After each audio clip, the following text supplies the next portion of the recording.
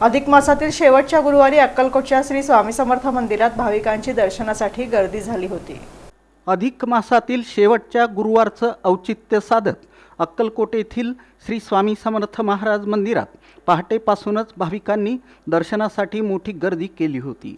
राज्याच्या विविध भागांसह कर्नाटक, तेलंगणा आणि आंध्र प्रदेशातूनही हजारो भाविक अक्कलकोटमध्ये दाखल झाले होते।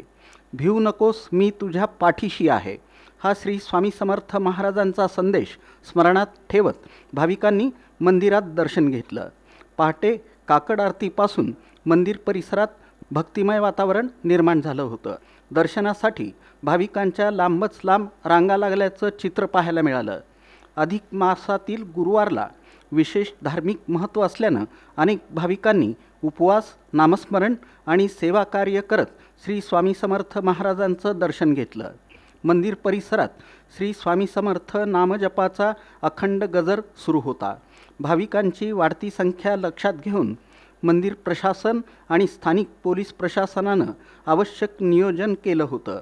दर्शन रांगेचं व्यवस्थापन, पिण्याच्या पाण्याची व्यवस्था तसंच सुरक्षा व्यवस्था करण्यात आली होती।